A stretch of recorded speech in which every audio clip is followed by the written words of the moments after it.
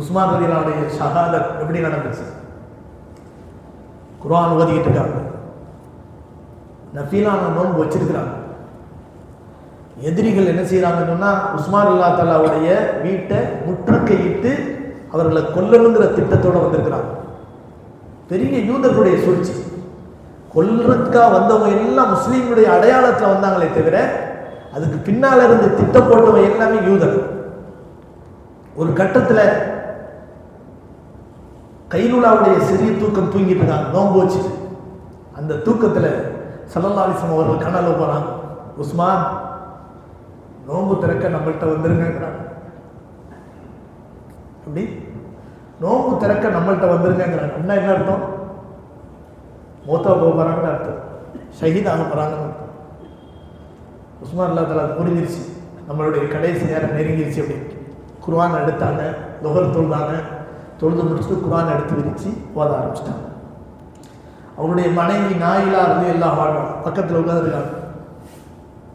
எதிரிகள் என்ன செய்யறாங்கன்னு சொன்னா, உஸ்மான் ரலியல்லாஹு அன்ஹு அவருடைய வாசல் வழியாக நுழைய முடியல. ஏன்னா அலி ரலியல்லாஹு அன்ஹு போன்றவர்கள், ஹுசைன் ஹசன் போன்றவர்கள் தான் வாசலில் நின்று தடுத்து தடையடிக்கிறாங்க, காவலுக்கு நிற்கிறாங்க. உஸ்மான் ரலியல்லாஹு தஆலா நெருங்காத மாதிரி. இவங்க எதிரி நம்ம சில பேர் என்ன செய்யறாங்க, அப்படி ஒரு செய்தியை பரப்புறாங்க. உஸ்மான் ரலியல்லாஹு தஆலாவுக்கு ரொம்ப பக்கபலமாக இருந்தது அலி ரலியல்லாஹு அன்ஹு, அவர்களுக்கு பாதுகாப்பாக இருந்தது ஹசன் ஹுசைன் போன்றவர்கள். வாசல் வழியாக போக முடியாதுங்கிறதுக்காக வேண்டி வீட்டு மேலே ஏறுறாங்க, மோட்டை பிரிக்கிறாங்க. உள்ள இறங்கி எதிரிகள் என்ன செய்யறாங்கன்னு சொன்னா, அப்பதான் அபூபக்கர் ரலியல்லாஹு தஆலாவுடைய மகன் முஹம்மது ஒருத்தர் இருந்தார் ரலியல்லாஹு, பெரிய சஹாபி தான் அவங்களும். ஆனா ஏதோ ஒரு காரணத்தினால உஸ்மான் ரலியல்லாஹு தஆலா மேல ஒரு சின்ன வெறுப்பு. முதல்ல முஹம்மது ரலியல்லாஹு தஆலா தான் இறங்குறாங்க, உஸ்மான் ரலியல்லாஹு தஆலாவுடைய தாடியை ஒழிக்கிறாங்க.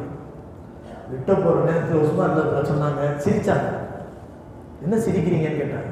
முஹம்மது ரலியல்லாஹு தஆலா அல்லாஹ் அவரை காப்பாத்திருக்கிறார், இல்லைன்னா எவ்வளவு பெரிய களங்கம், ஒரு சஹாபி அப்படி ஒரு பாவத்தை செஞ்சிடக்கூடாதுன்னு அல்லாஹ் பாதுகாக்கிறான். தாடியை பிடிச்சவனே சிரிக்கிறாங்க. வெட்ட போற நேரத்தில் சிரிக்கிறீங்க, என்ன விஷயம்ங்கிறாங்க.